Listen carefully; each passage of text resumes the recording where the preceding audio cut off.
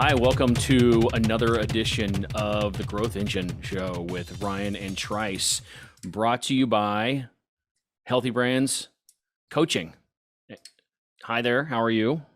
Trice, man, it's been a while, I feel like, but it's only been about a week and a half to 2 weeks. It does feel like it's been a while. I'm like what I've done since the last time I talked to you? Like it feels like I've done a whole bunch of stuff. Like You I have. haven't I haven't gone anywhere. I haven't done anything. I've been right here. So Yeah, yeah. but you've Well, got a good topic for us today, one that we think about a lot. We talk about, offline a little bit here and there, and we probably both sort of ingest a lot of content on this topic more than anything else. But you would talk a lot about personal branding today. So why don't you lead us off? yeah. So give you a little background on this topic. So years ago, this is probably, I don't know, 7 years ago now, 8 years ago, I went looking for any information on personal branding. And I couldn't find anything. I mean, I couldn't find a podcast on it. I couldn't find reading on it. It was like this unknown.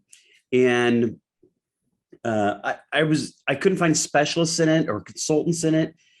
All I could really find would be like celebrity type of people who would be like PR people, right? Right. Celebrity agents and sports agents. They understood personal branding and a lot of the dynamics, but they weren't like fronting as a personal branding person. And I gave up. I gave up on it, and all I really had to go off of was my experiences in corporate branding or branding is like small to mid-sized businesses. And I tried to apply some of those principles and found that it was a different world. It really is a different world. And you might go through some of the same exercises, but really there's a lot different in this area. So I want to go after this topic today and get your input on it. And I've been doing a lot of research. I actually have a exclusive interview next week with George B. Thomas. You can look that up on our YouTube channel after the July 27th and see that interview. And we're going to go into how he kind of rose to the top using personal branding. And so today I want to talk about the dynamics and the why maybe of personal branding, and instead of the tactics of the how, but more of the why, and like explore that a little bit. Cool. Yep. So this really started coming about as a serious topic after COVID, and everybody was working from home. It was this deal where everybody started working from home, and that gave them the freedom of really doing more than just that, right? So they were working a full-time job, and then all of a sudden they were wanting to do this other thing. And now that they're working from home, they're working more efficient. They had a little bit more time on their hands. If they had an hour or two a day, they could do something else. So that something else branched and it seeded these solopreneur businesses, right? Mhm. These individuals doing everything, consultants. Everybody decided to take their expertise to the market, right, and sell themselves and promote themselves.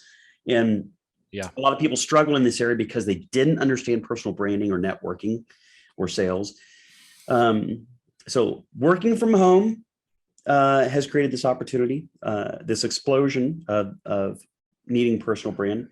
Solopreneuring, people who quit their full-time jobs and decided that they were going to be an independent, but this idea of side gigs, it bridged something new, which is understanding my personal brand is something I carry with me both at work and on my side gig and Right. in life. And personal life. Yeah, exactly. So we're going to talk about that too. So yeah. Yeah, for me, personal branding really started when I moved into a CMO role because it changed, like my perspective on things changed. One, when you're an executive with a company, your visibility is different. You're still a cog in the wheel, just like everybody else, but you're the top of your particular food chain, and you're listed as a manager. You have fiduciary responsibilities. You're accountable for things. You're a public figure of that organization. You're a face, maybe not the face, but you're a face of that company. And so for me, yeah, when I moved into a CMO role, I realized I was like, wow, I'm a CMO. It's, there's a lot of people out there who are talking about what CMOs are like and what they should be doing, and personal branding connected to that, as marketers. But it was kind of like influencers. It's like I won't say the early stage of that because it was not, but at the same time, it was getting momentum, a lot of momentum, and since then, I've seen a lot of agencies, executive directors, owners, CEOs of agencies, as well as CMOs, really elevate their personal branding and their content to help set them apart. Yeah. And you're right. It takes over, sort of all aspects of your life, because it influences, and your personal life influences it, and vice versa, as well as your career. And whether that is your actual professional job, or, if you're on boards or charitable organizations, it encompasses all that as well. And so it's really interesting, but it has become for leaders in organizations, which is what this show's about, right? We talk to CEOs and leaders in organizations. It is a huge, huge factor now. And especially if you're a CEO and you're the owner or face of the organization, your personal brand could be the organization's brand as well. And they could literally be the same thing. Yeah. So.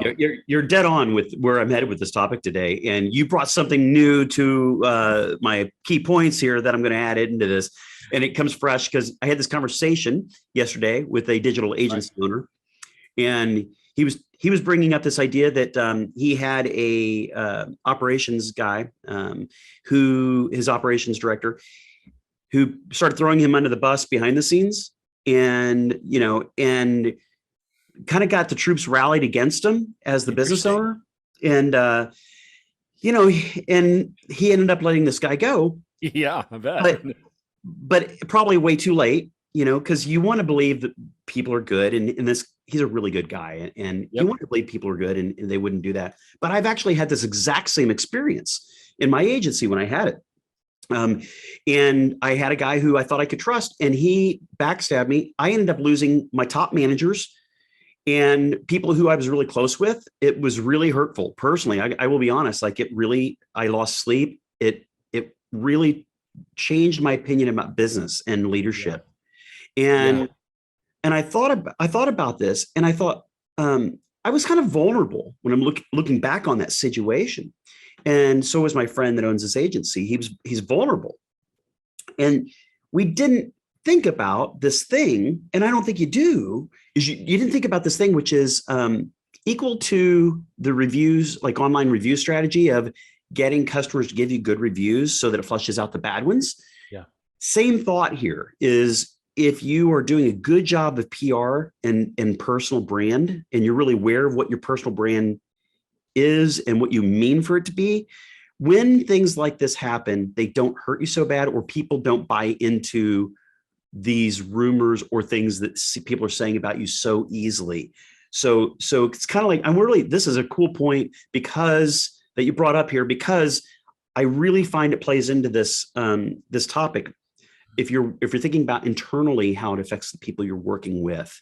So when I was writing my points, I was pointing them outward a little bit more towards the public. But you're dead on. Personal brand is both. It is your persona. That's really, really funny that you have that example, and that you have an agency that leader that you just talked to. A decade ago, I worked in an agency for a little bit, and day one, the owners wanted me to fire somebody. And I said, what's the situation? Toxic relationship, subordinate sort of person, but a leader on a big account. And they really wanted me to own the relationship with the big account so that it wasn't as painful of a transition when they fired this person. I was like, that's fine, but it's going to take some time. And watching and living in a situation where someone is undermining your authority and and bad mouthing the owners and you and I when you're brand new, and bad mouthing the client, and just hate on everyone involved, it is amazing the impact that it has on the organization. And they waited way too long to let this person go. In fact, I was there 3 months and I left because we couldn't get the right kind of traction between me and them and this person, and to make us, work the situation out one way or the other. Right. And it's funny because I, to your point, like, it really had an impact on my belief in myself and my belief in what I was doing, right? Which impacts your own branding, your personal brand, right? If you have to be extremely confident in these situations about who you are and your brand in a lot of ways, right? Right. And you've got to be clear about what that is. And when you get in these tough situations, it's really hard to be clear with yourself about those things. So I'm sure you're going to take us a little bit through this, but let's jump in. So yeah, let's dive in. So I had 3 main points that I was going to cover today. So we'll call that a fourth point, maybe, or a first point, whatever. We'll come back to something. I really enjoy that topic, and yeah, you're right. It did affect me personally, and I will tell you that it made me question. I asked myself a lot of questions. What am I, that person that he was describing? Am I that? Is that the way the employees actually perceive me? And these are the questions actually you should ask before. You should be asking this ahead of time, not after the fact. Yeah. And it never dawned on you, right? So usually when somebody is thinking about their personal brand, it might come up when they're doing things like, I am going to become a social media influencer, or it could be, I'm just going to be active on social media. Maybe you don't have that idea that you're going to be an influencer. You just want to network. And so I've seen a lot of really successful salespeople understand this idea of personal brand and what they were going to convey, and it made their messages crystal clear. And you gotta think of, it's like meeting a stranger. What's that thing that you're going to leave them with so that they remember you by, right? And I think that's why the personal brand is so important in today, as many people that's networking and trying to get business out there, like. Leave them with an impression. What is it going to be? They're going to say, your name, Trice, he is the blank guy. He is this. And if you've conveyed that and they remember that, you've done your job. If they leave and they like, man, Trice was a really cool guy. But I don't know what I don't really get what he does. Yeah. Like you've missed it. I don't know whose customers are. I don't know what he does. Like, yeah. Yeah, you and I talk about branding a lot, right? And we've gone through your 10GS process with someone before, where we really, really dig in on a lot of stuff, probably more than the average CMO would even do in their business, right? CMOs look at, they like to look at mission, the core values, mission, vision. They get into differentiators, obviously. USP, target segments, and that's really the extent of it. Yeah. And they get around a lot of other conversations getting through those 6 or 7 things, but you go a lot deeper than that with brands. And one of the things that I find to be really interesting is, like, in all those situations, your personal branding isn't any different than a company brand sort of process.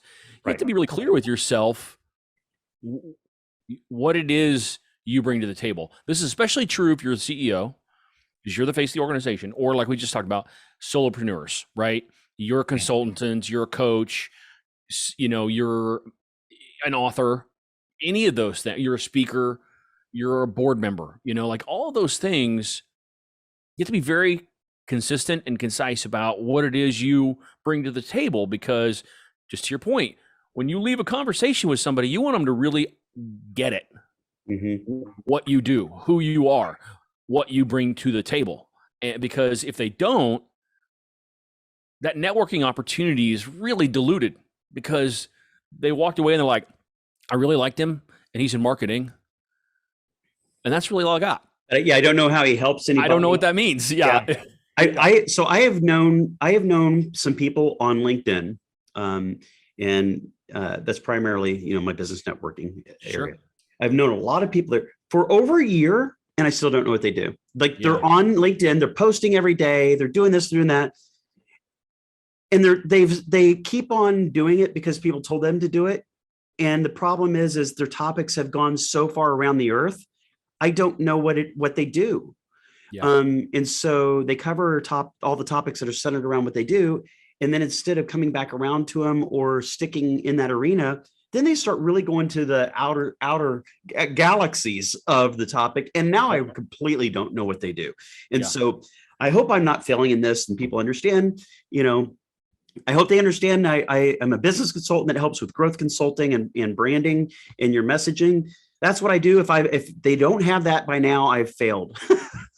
So, right. and now that I've said it, they do have it. So there you go. Yeah. Yeah. I think that's a really unique point because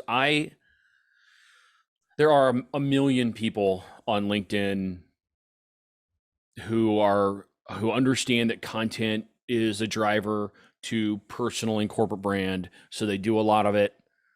It's all over the place. That might be okay for them, but they're not influential on me.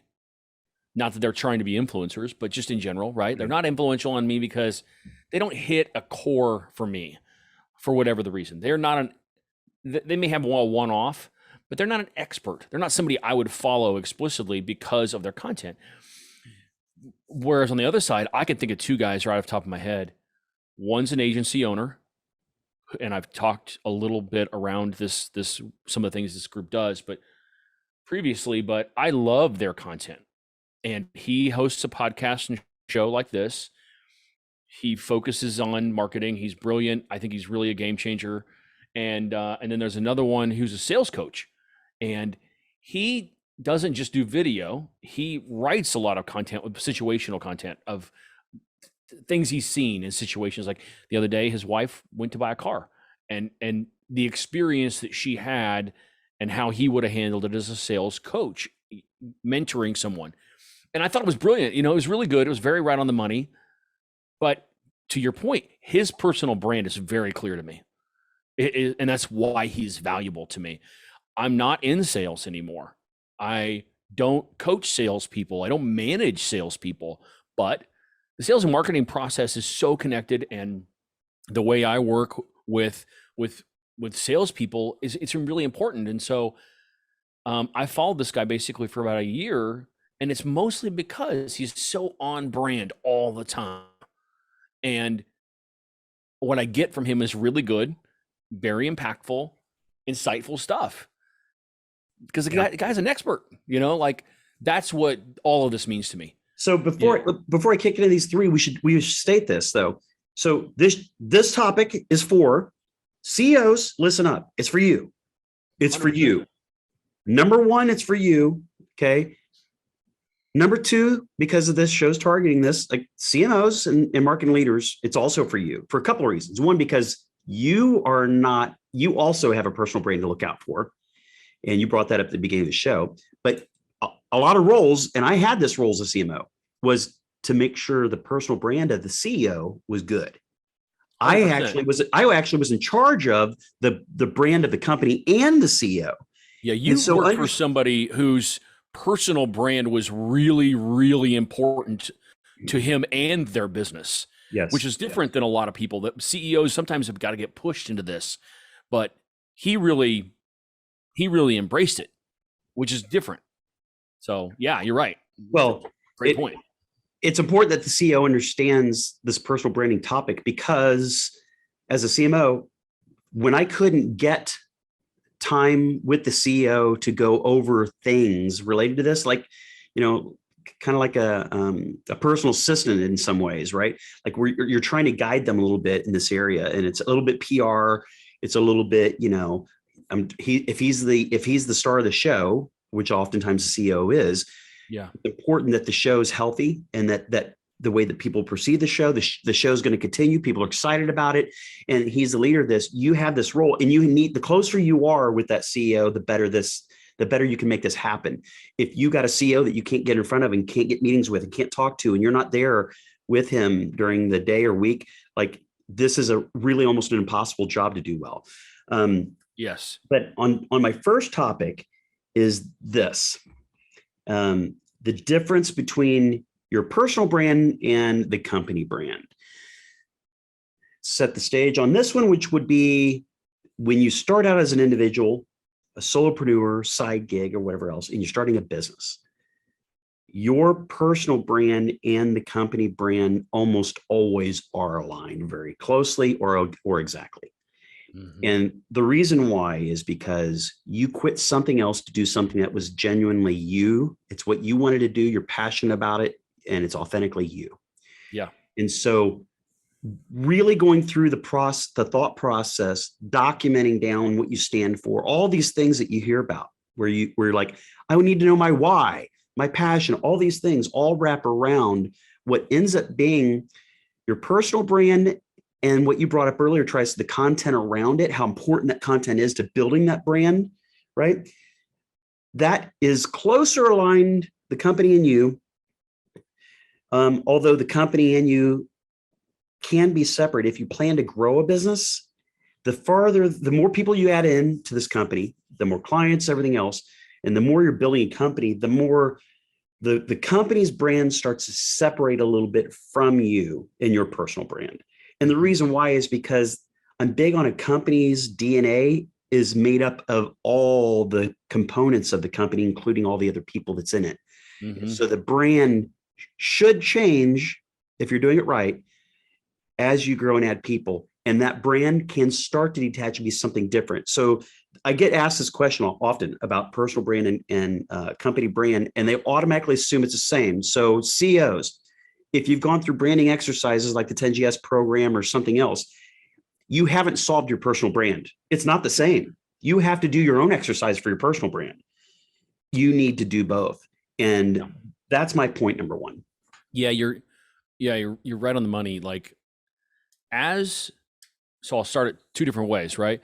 If you're a solopreneur and your company brand is your brand, and as you add people, you want those people, especially if they're leaders and client facing, you want them to be sharing and creating and sharing content because it's now amplifying the voice of the company because you have multiple people doing the same thing. You want people taking the language and message of the company and making it their own. And so they're going to say things a little differently than you might say them. And they're going to expand their network on their own, and which is good. So now you have 2, 3 voices, and they're collectively are the brand and influence the brand. But now they're not your personal brand, right? And so because you guys are a little different, everybody's a little different. And so how they might approach it is different than how you might approach it. And that's okay. And so to your point, the opposite is also true when you work for a large organization. You get into it, there are a lot of leaders across this group. And hopefully in marketing and PR, you have the opportunity to put those leaders in places where they can create content, or you can help them create content that tells the story of the company in a different way and helps you have more material to put out there. And every time same thing, every time you hear these people talk in video, or you write something about them, or there's some press release or press that goes out featuring someone, they're amplifying the company's brand, but it has nothing to do with the CEO. Mm-hmm. You know, $700, $500 million kind of company, thousands of people. If that CEO is not the one talking, it's not connected in any way, shape, or form. So yeah, it's a totally different gig. And I've, like you, I've come at it from both ways. And neither is easier than the other, but they're both different ways of thinking about the company brand versus personal brand and how the two are connected and how they are not. And you just have to be mindful of it. And, we talk a lot about small business here. And so as a CEO, and you've got to think about it that way. You're the salesperson, you're the voice in so many cases, especially at the beginning. That's why they're connected. But as you grow, it's okay to let that mature as well. Yeah, agreed. Good point there. People get really uptight and freeze on that stuff. It's like, no, it's okay. Grow, change. Yeah. Well, but evolve is the word, right? Yeah. I mean, if you're going to hire people that are experts in something to come in and help you do something, let them be experts. Yeah. And let them talk. It's a control thing not to let people do that. But truth is, you're better off, even if they misstep or say it differently. Okay. You can handle that. It's not going to break it. So point number one, on your personal brand and your company brand, often and as you grow should be different. And I got some examples of that would be, like Richard Branson, right? He has multiple companies. He's got a great personal brand. Everybody loves him. I mean, he can do no wrong right now. Like there might be people, not everybody loves him. That maybe is that's not true, but yeah. Okay. So I love him. I love his lifestyle. I like what he shares. He doesn't come across as egotistical. He just comes across as a good guy having fun, and his brand is really something that a lot of people are attracted to because they don't see the ego. He seems like I love everybody, and he seems very appreciative for his life that he's had and for the people that have helped him get there. And I like that part of it. So there's Richard Branson, Elon Musk, completely different personal brand, right? Elon Musk is a little bit more different and he's more opinionated, right? Right. But he's got all these different companies. Do these different companies have different brands and different audiences? Yeah, they vary. Different industries, different audiences, completely different brands. And I think Elon Musk is a really good example of somebody who is, whether you like him or not, he's a really good example of somebody who understands my personal brand is detached from my company's brands. 100%. Can they influence each other? Yes, obviously they can, right? Like you can destroy a brand. Even anybody on your C-suite or anybody in the spotlight can destroy your brand if you make a bad decision. So there's that part. On the Elon example,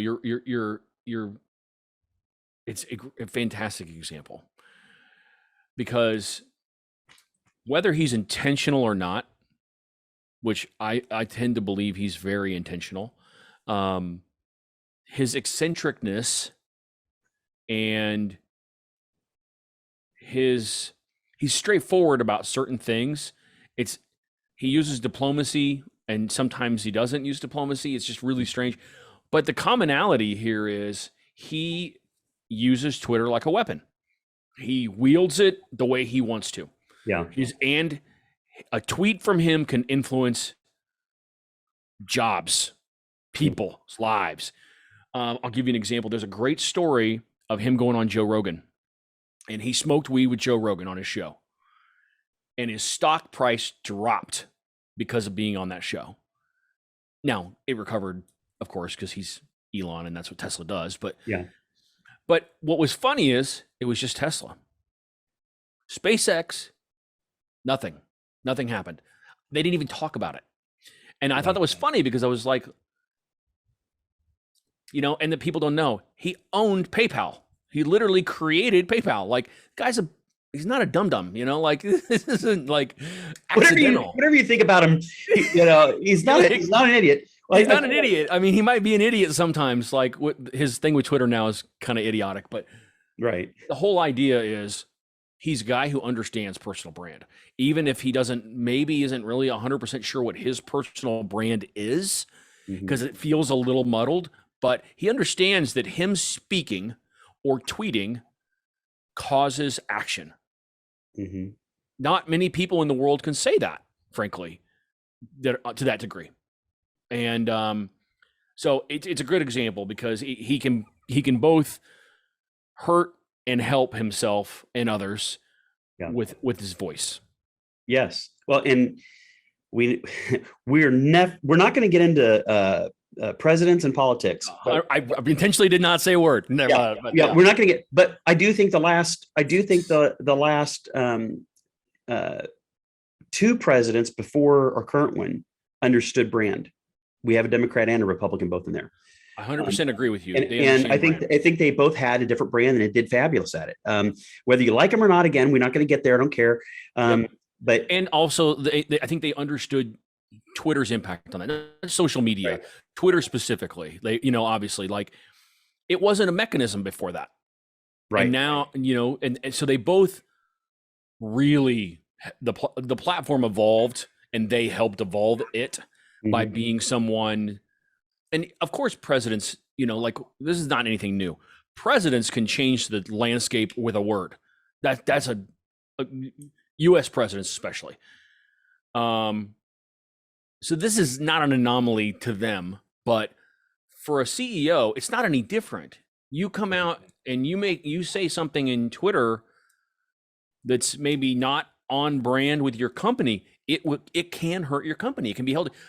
Politicians, they get held to that a lot, obviously, but so do CEOs. I've seen a lot of stuff recently that come out about CEOs who are talking about people going to work and millennials and things like that, and they're not making positive remarks, and they're getting their feet held to the fire on it Yeah. because it's not the culture with which they say they represent. Yeah. And so that's what we're talking about here. So And anyway, I'm going to bring up. Go ahead. I'm going to bring up three names real quick, and I don't want to even talk about them because all three of them kind of go in the same category for me. Like Okay. Steve Jobs, Bill Gates, and Mark Zuckerberg, the technology guys, right? Mm. And so all three of these guys, they understand personal brand, Oh yeah. but all three of those guys they've rode that line. They've rode the line between good and bad on personal brands. Either Steve Jobs had a horrible reputation for a long time, and then he turned it around at the end of his career. Bill Gates is doing that right now. I mean, his reputation at Microsoft wasn't great. I mean, he was ruthless, but now he's like, philanthropic billionaire. Like philanthropic Bill. He's really. Yeah, he's just doing. He and Warren are like best friends, and they're like changing the world. Yeah, I'm like. But anyway, Zuckerberg and Mark Zuckerberg, like he didn't. There's that whole movie you can go watch on him if you haven't seen it. But he's still a smart businessman. You can't deny that he hasn't been a smart, like how he's done. You don't have to agree with it, but and he's taken where he had an opportunity to have an incredible brand, and with some people he's enriched it, and with other people he's completely destroyed it. And in my opinion, he's botched the chance to make Facebook's brand really glorifying thing. Has he succeeded and done well and won yet? Yes, you can't argue that. No doubt. But I wanted to bring those up as he doesn't have as clean of a brand as say like a Google, right? They're different.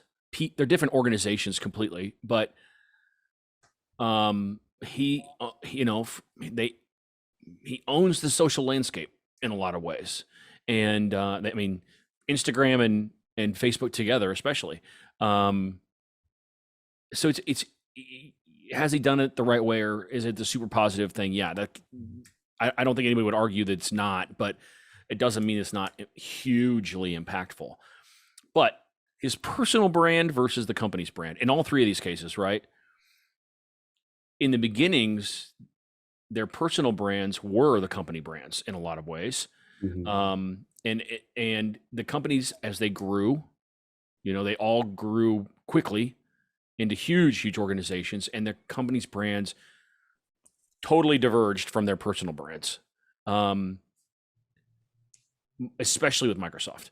Yeah. Now I'd say with Steve Jobs and Apple, even before his passing, they were still very synonymous because his approach and his creativity really embodied, I think, what he wanted Apple to be and be seen as. Yeah. Zuckerberg, I think, in the same way. Like, I think he's more aligned with the company brand than Bill and Microsoft ever were. I mean, although I think people still probably thought of Microsoft as the old man technology, and so it's interesting. I think stuff.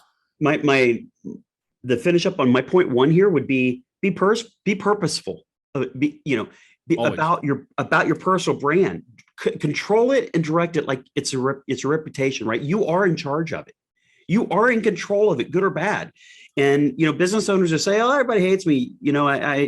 I got a name or reputation for blank. Well, you earned that probably if everybody thinks it, or if it's not true, you haven't done a good job of understanding that you can control that environment. You can control it to some degree. I'm not saying that there wasn't these one-off situations that just were circumstantial. I'm just saying in general, most of the time, if you're purposeful about it and you understand your personal brand and you have it in your direction and the way that communicate, the way that you quote show up, whether it's meetings, one-on-one, in front of the whole audience, on camera, social media, wherever it's at, you could understand you influence the success of the company, you and your own success.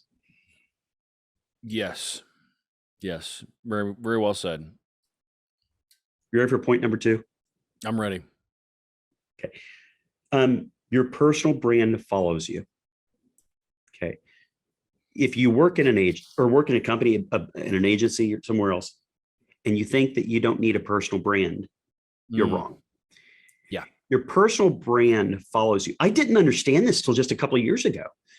Your personal brand follows you. So some people are afraid to go out on social media when they work for a company and be an influencer or post videos and do all this because they're afraid they're going to steal the thunder away from their marketing department, their sales manager, the CEO, or the marketing department's going to think that you're stealing their job. They're afraid to do a personal brand. And so in their mind, they start thinking, I might need to go out on my own and do my own thing because I really want to do that.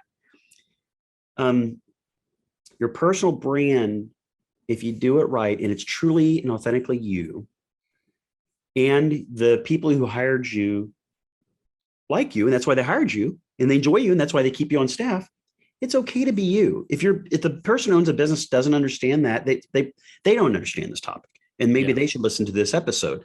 But your brand follows you from job to job, or if you open up a company and a business, your brand follows you until you're 6 feet under. Yeah. Yeah, this is an interesting one because I think young people, let's say as they get into their early 30s and they are maybe, not coordinator, entry level or whatever type people anymore. They've got some years of experience. The separation between personal and personal career brand, right? And that separation. And you have to be very mindful of it because it does follow you 100%. Your social media persona or brand, and maybe your LinkedIn and professional brand can be different. I mean, I don't put everything that happens in my life on every platform in the world. Yeah. I think when, I'll just use myself as an example. 12, 13, 14 years ago, early Facebook days, right? Like I was like everyone else. I was like constant, it was a stream of consciousness almost, right? And does that person from 14 years ago reflect who I am now? No. Is it my personal brand that I have now and maybe have cultivated and worked on and reflect my career now? No. I'm in a completely different place. So of course you want to separate those things. Of course that person isn't this person. That's why ongoing branding and content and ideas and being involved and being active in the participation of creating this is so important, because you don't want that 14-year-old person, not 14-year-old, 14 years ago person to be who you're known as now, because it's not real. That's not who you are. Right. And if you walked into a job interview with somebody and that's what they saw, they would be, one, you probably wouldn't get there. And two, when they got there, they'd be like, this isn't the same person, and good or bad, right? Like what their expectation was. So I think young people really struggle with this one, because you can create a personal brand early and young. And it will follow you and you can build on it. There's nothing wrong with that. I don't think, I mean, maybe 10 years from now, people that are hiring managers will be holding millennials again, holding it against them, but I sure hope not. hope they realize that people can grow in 10 years. Their careers are definitely going to grow. Their skills are going to grow. Why Yeah. not? Why not talk about it? I'm thinking like you're bringing up good points here. If I was a CEO right now and I had a bunch of young staff, and I would almost encourage them to go out and I'd almost give them personal branding workshops and to really go through this, because if they're out there promoting their personal brands and they go out on social media, that comes back to who they are and where they're working in their job. It's marketing. It's PR. It's marketing. It's free marketing for me. I want my people to be rock stars. I want them to be superstars. I want them to be seen. I have no fear in it. I know a lot of business owners do. That's a little old school, buddy. Like, Yep. they know there's still a lot of people out there like, okay, Yeah. well, it looks like they want to be their own company and their own thing. Like, Yeah. no, they're a social media expert promoting social media content, and they're doing outstanding social media for you. What's the problem? Yeah, no doubt. In marketing, it's looked upon much more favorably than in most businesses, but change the dynamic. You've got a guy who's an expert at some operational job, very tactical, right? And he's excited about it, and he wants to get online and talk about it. Why would you stop him? All it does is prove you've got experts. Yeah. That's it. Like, it's a fantastic opportunity. You're exactly right. Like, in marketing is a little different because it's marketing, smart marketing people talking about marketing, and that's what we do. But if I'm a I don't know, pick the job, right? Like, if I'm a fireman and I'm out there talking about being a great fireman and showing the work and highlighting my colleagues, dude, that's nothing but positive. The community is going to love that stuff because they want to connect to people, and that's the whole point. Well, And I'm gonna that's go what personal brand is. check this out. Business owners complain all the time. My team isn't passionate about the company. They aren't passionate about what they're doing. They're not passionate about, I'm just going to let them go. They're not Yes. passionate about what they're doing. They're never going to be as passionate as you. It's not in their face. Yeah. And then you see these people who are online, like you're talking about the fireman, and he's passionate about I want those people. I want passionate people in my company because that's less management I have to do. They're automatically got it built in. They want to achieve. They want to do in this one category. If you want to have a team of performers, I mean, that there's going to be a whole subset of introverts out there that really like they cringe in this, like they don't want to get out there. 100%. That's okay. Everybody be you. That's cool. Yeah. So I think the key in these situations is most people think this is sales. This is what salespeople are like. They're performers. They're really go-getters. They're enthusiastic about the industry, what they do, connecting with people, helping others. All that is really fantastic internal drive from a salesperson. That's what you want. That's a culture of sales you want. But all people in your organization can be like that. They don't have to be type A's, they can be, type B's basically. They can be introverts and be really smart, enthusiastic people about what they do. And depending on your kind of company, that can be very valuable because even if it's not about like your core selling, right? It's somebody in marketing or finance or something else, and they're really passionate and they talk about what they do and they are excited about what they do and they're not negative about the company. Well, that's going to entice other people to come work for you, which in today's labor market can be very important. Like, go get good people. If your good people are good, go get more. Like, it's a great win. So I know you're right. There's a lot of old school, a lot of CEOs out there who don't necessarily, it's not that they don't want their people to shine and be awesome. It's that they don't want their people to have a bigger brand in the company. They don't want them to hurt the brand of the company, that kind of thing. They're very, very risk adverse. They're afraid they'll leave the company and take an audience or take something away from them. That's absolutely. It's just being selfish. It's just being selfish. Like,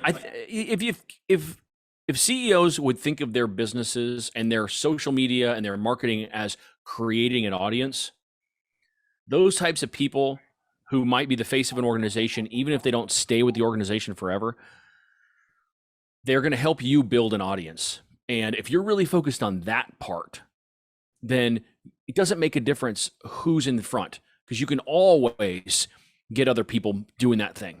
The expertise that's inside of your organization is a valuable voice to the audience with which you're creating.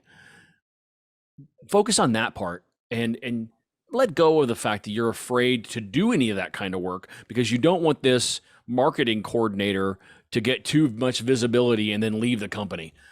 Right. I mean, I hate to tell you, but they're going to leave the company in some time anyway. You know, like, they're not sticking with you for 20 years. That's just not how it works today. And if they do, it's because you've empowered them with all of this and you've cultivated it, and it's good for your organization, and you've leveled them up because they've embraced it. It's a win. That's how you keep them. Yeah. We're working on this being our longest podcast yet. So hey, man, good one. I know, I love this topic. It's fun. I'll make my third point. And the third point is, in our lives, we kind of like, we go about from the time we're, young and children. We're around people that, we find who we're supposed to hang out with in elementary school and, junior high school. Like we gravitate towards certain people. Mm-hmm. And we, as we get older adults and we're around people we work with and everything else, there's decisions we make that put certain people around us. But what I've really learned to understand is that they are not necessarily your quote tribe.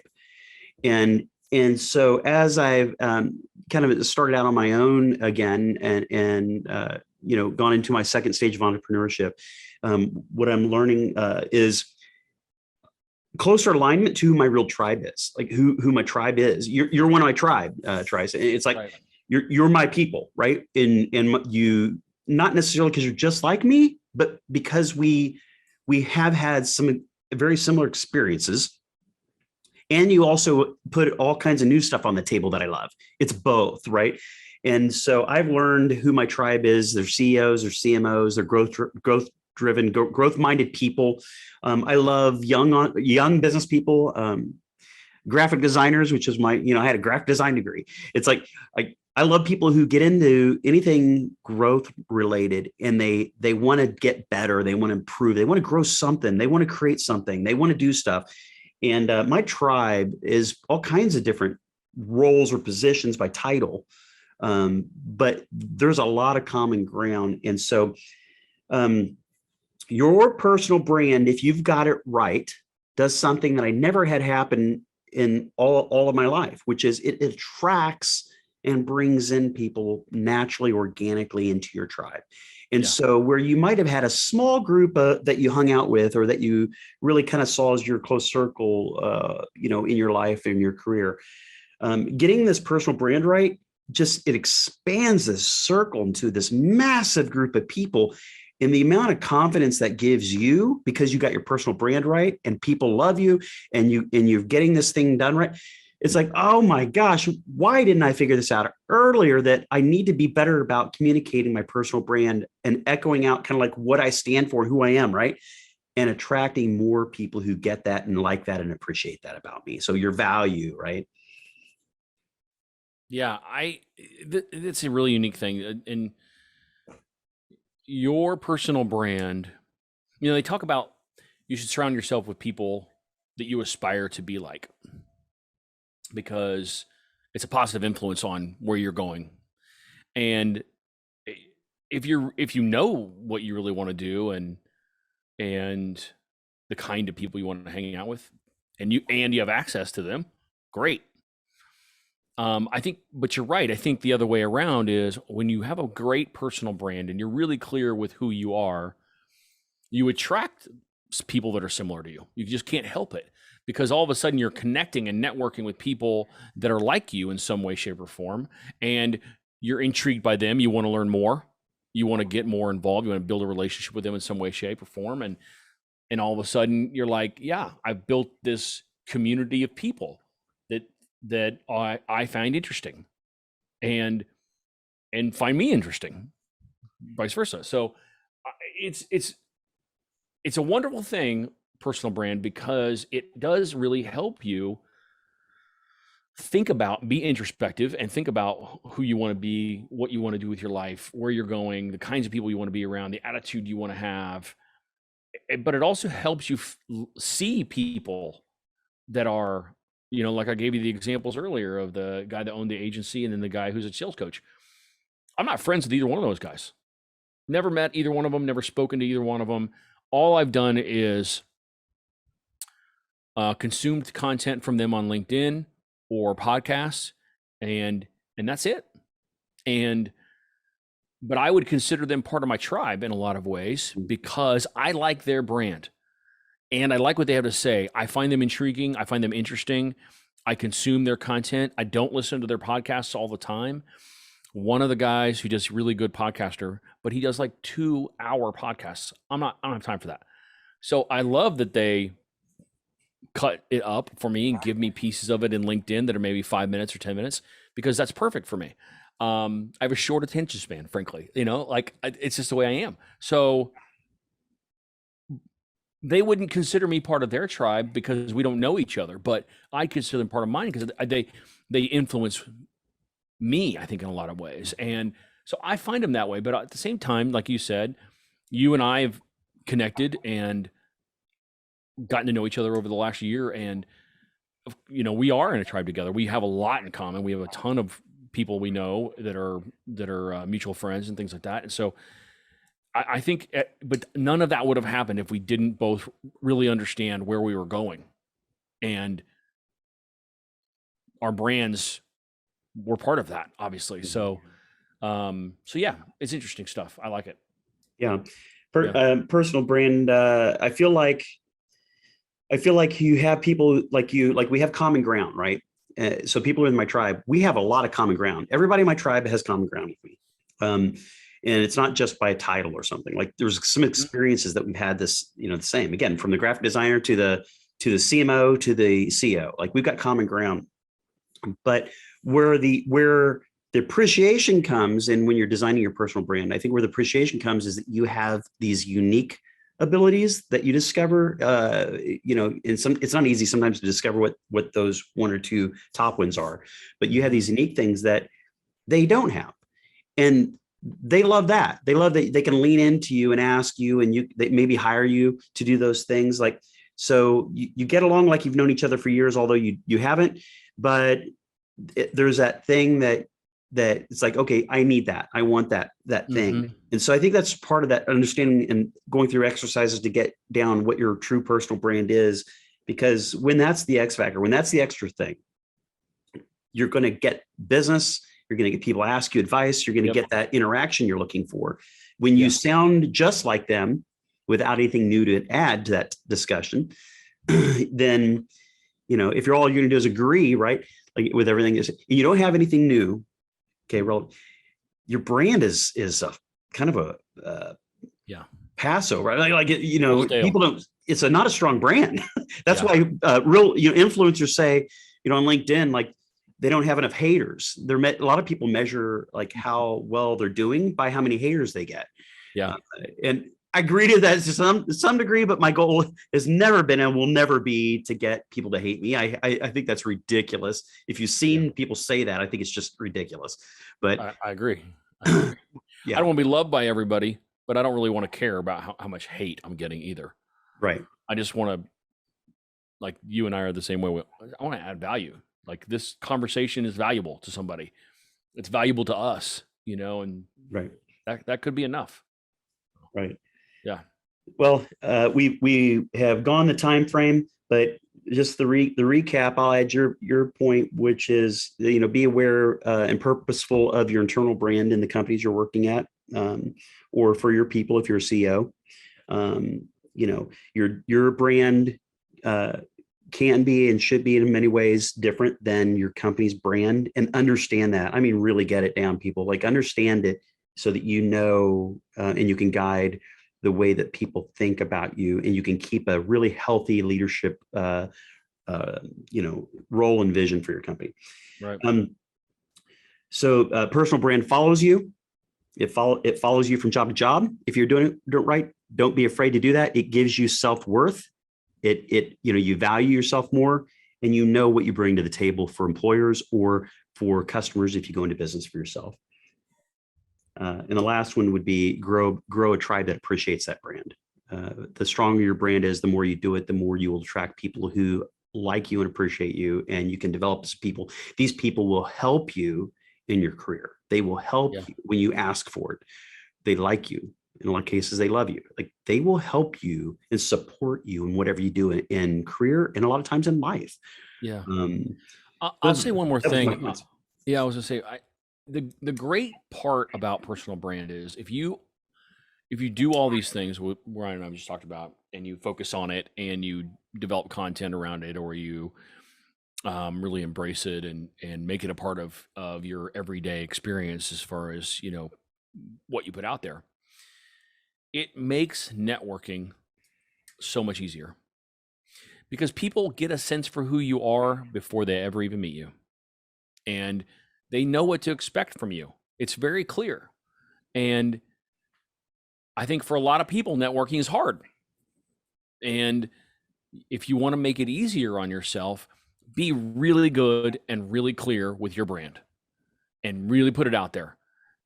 And then, frankly, the networking mechanism will start to pick up momentum, and you won't need to make networking a painful part of what you do. It'll happen on its own. And then when you go do it, you're a physical, networking event or something like that, it'll be so much more natural because people will already get it. So it's really in your best interest, frankly, if you're looking to grow your business, which if you're listening to this, you should be, right? That's the whole point. So that's kind of my 2 cents on where personal brand layers in to what you're doing. Great. And speaking of our tribe and brands, if you enjoy the show, you want to learn more, you want to be a part of this tribe and a part of CMOs and CEOs who are growth minded, join our LinkedIn group, the Growth Engine LinkedIn group. And you can see all of our episodes on YouTube, and you can listen to them on iTunes and Spotify, and get them on the drive home, drive to and from work. This one, you're going to probably have to split in both. Sorry. And don't forget to share and like with somebody who would appreciate this content on personal branding. So that's it for this time. Thank you, Trice, and we will see you on the next episode.